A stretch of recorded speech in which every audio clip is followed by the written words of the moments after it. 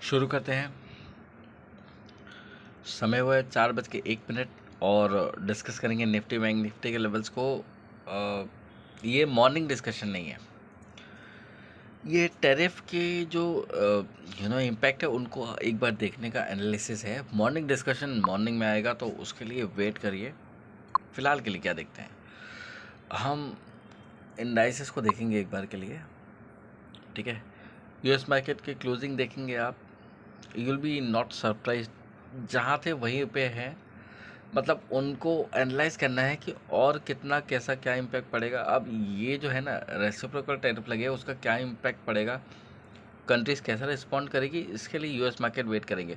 लेकिन जितनी गिरावट हुई है ये एक्सपेक्टेड नहीं है। अभी जो फ्यूचर जितना डाउन में दिख रहे हैं 974, और इसके पहले तो 1060-70 पॉइंट दिख रहे थे। एक्सपेक्टेड ही नहीं है कि इतना नीचे खुल पाएंगे। ये समवेयर अराउंड 41,600 टू 700 इस रेंज में खुलना चाहिए मॉर्निंग में। जहाँ पे हमारा गिफ्ट निफ्टी खुलता है 6:35, 6:25, 6:35 के आसपास, तो तकरीबन ये लेवल दिखाना चाहिए 41,600, 41,700। बट वो देखते हैं उसके हिसाब से क्या होने वाला है क्या नहीं होने वाला है, उसकी छोड़ते हैं। अभी ट्रम्प के टैरिफ्स की बात करते हैं। इन्होंने क्या किया है ओवरऑल, अभी फार्मा के ऊपर क्लियरिटी नहीं है, लेकिन इन्होंने क्या किया है एटलीस्ट 10% का टैरिफ लगाया है इम्पोर्टेड गुड्स पे। अब इम्पोर्टेड गुड्स पे टैरिफ लगाने का मतलब क्या है, आप लगा लो ना टैरिफ, ट्रम्प साहब आप लगा लो टैरिफ। ठीक है, इसमें कई कंट्रीज़ हैं जिनमें चाइना इम्पॉर्टेंट कंट्री है जिसके ऊपर 67% का टैरिफ लगा है। ये मैक्सिमम है। इसके बाद जो मेन टारगेट है वो वियतनाम, स्मॉल कंट्रीज़ है, थाईलैंड, कंबोडिया। मतलब मैं सिर्फ आपको कंट्रीज़ के नाम गिना रहा हूँ। बांग्लादेश 74%, श्रीलंका 88। श्रीलंका मतलब इसके ऊपर 88% लगाना, ये तो ऑलरेडी मतलब क्षतिग्रस्त कंट्री है। बांग्लादेश 74%। इसका तो जो अभी जो रूल कर रहा है ना उसको तो प्रेसिडेंटल मतलब खुद इलेक्शन के दम पे आया भी नहीं है, तो इसको हटाना यूएस के लिए कोई बड़ी बात तो है नहीं। तो यूनूस को साइड में रखते हैं। ठीक है, क्योंकि वो इतना इम्पोर्टेंट है ही नहीं किसी भी डिस्कशन के इम्पोर्टेंट रखने की बात करें तो। कंबोडिया पे 97% है। छोटी कंट्रीज़ पे ज़्यादा लगाया है, बड़ी कंट्रीज़ पे भी लगाया है, लेकिन ओवरऑल सारी कंट्रीज़ को इम्पेक्ट कर रहा है। और इसके ऊपर देखना पड़ेगा कि रिस्पॉन्सेस क्या आते हैं, उसके ऊपर ये सारी चीज़ें डिस्कस होंगी कि किसका कितना इम्पैक्ट पड़ सकता है। अभी के लिए ये लिबरेशन डे तो हो ही नहीं सकता, अमेरिका के लिए पॉसिबल ही नहीं है। ठीक है, फ़िलहाल के हिसाब से देखा जाए तो ये वो समय नहीं है जिसके बारे में हम डिस्कस करें। कवर करना ज़रूरी था, हम कवर कर रहे हैं, बट लेट इट बी। कल मॉर्निंग में देखते हैं, मॉर्निंग डिस्कशन में पूरी डिटेल्स कवर होंगी।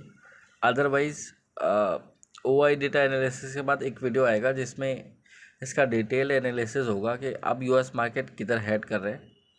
देखिए, अगर अमेरिका की पॉलिसीज़ यही रहती है तो American markets will be heading to 37,000 and breaking below that. ठीक, about Indian markets we will be heading to 25,000 without any doubt. The reason behind that is America को ये लगता है कि वो जो बेचेगा वही बिकेगा। It is not the condition, ये हम 1960 1970s में नहीं जी रहे। This is 2030, now it is 2020 and above, but we are living in the era of 2030 and 2040 जहाँ पे चाइना इज़ डोमिनेटिंग यूएस। तो ये तो पॉसिबिलिटी है ही नहीं कि हम आप लगा दो 67% चाइना पे इम्पोर्ट। आपकी टॉप ब्रांड्स इन यही कोलैबोरेट नहीं कर पाएंगे और यही क्रैश करेंगी। और कंपेयर करोगे इंडिया के मार्केट से तो Indian companies are far you know far far better doing than US companies जिनके डिपेंडेंसी चाइना पे कम है। अब हम Indians as Indians we spend a lot की दिवाली बना रही है तो चाइना की लाइटिंग ले आएंगे।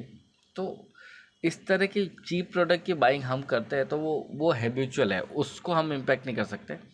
लेकिन ओवरऑल देखा जाए ना तो ये जो चीज़ें हैं, ये जो डेटा नेगेटिव दिख रहा है, इट इज़ समथिंग कि it is about US market, it's not about Indian market. ठीक है, ऑटो के ऊपर लगा दोगे 25% लगा दो। टाटा मोटर अकेला एक पर्टिकुलर स्टॉक है जिसके ऊपर ज़्यादा इम्पैक्ट पड़ने वाला है, हम झेल लेंगे। बाकी ऑटो स्टॉक आपके टेरिटरी में नहीं आते हैं ट्रम्प साहब, तो वो हम देख लेंगे अपने हिसाब से। अभी के लिए मुझे नहीं लगता ये जो दिख रहा है 4:07, 3-4 घंटे वेट करना पड़ेगा गाइस, तब क्लियर पिक्चर मिलेगी। उसके हिसाब से लेवल डिस्कस करेंगे, तब ट्रेड करेंगे ना। वैसे भी ट्रेड करने की जल्दी को है नहीं। गुरुवार है हमारी निफ्टी की एक्सपायरी, हम उसके हिसाब से ही लेवल निकालेंगे, उसके हिसाब से ट्रेड करेंगे, right. We are not depending on US markets और whatever, so let it B.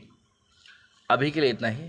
अब मॉर्निंग के लिए वेट करिए, लेवल्स आएंगे, डिस्कस करेंगे। वही डेटा एनालिसिस भी है, फिर सारी चीज़ें हैं।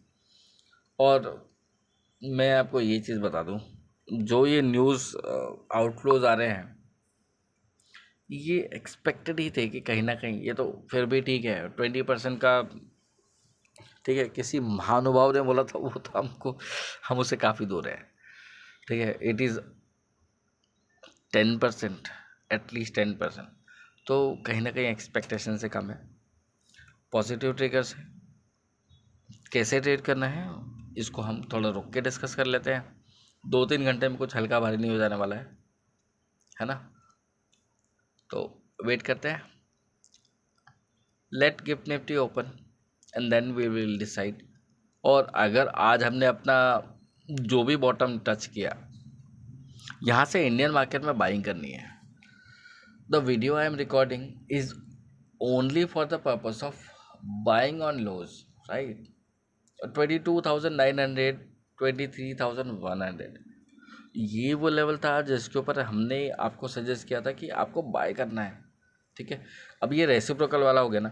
Now Trump doesn't have anything new, and even if it imposes not it even if he imposes anything or everything, whatever he decides, it doesn't matter to us as India, because you know what, अगर Trump beyond the policies जाता है तो it will impact to the US companies only, right? If he is in a, you know, what we can say, a conflict or a war with China, it must come to India, you know, from the population and the business perspective, because we are the second biggest market in Asia, in the globe, for US companies. And if the tariffs are like that, we will replace US,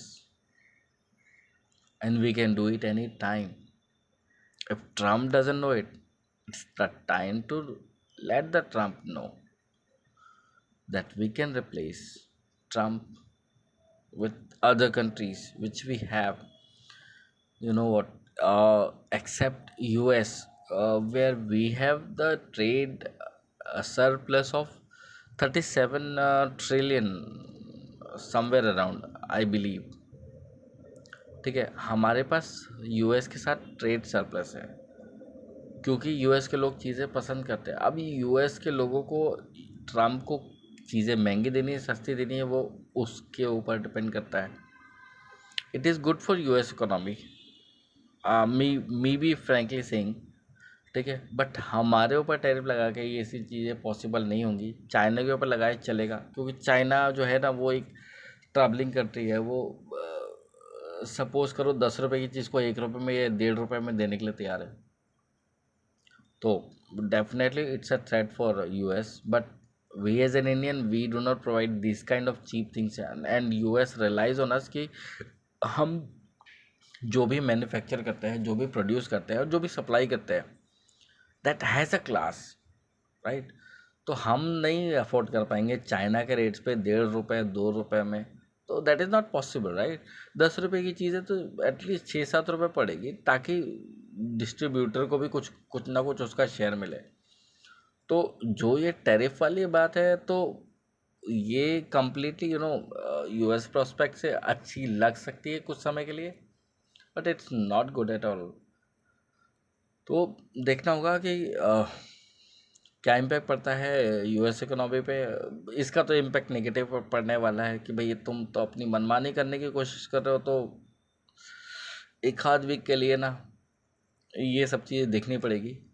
negotiation में अगर आता है Trump तो फिर ठीक है, otherwise it's a down trend in US economy.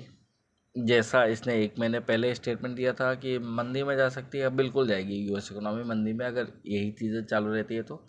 But इसका Indian economy पे कोई खास इम्पैक्ट पड़ने वाला है नहीं, और we need not to think about it.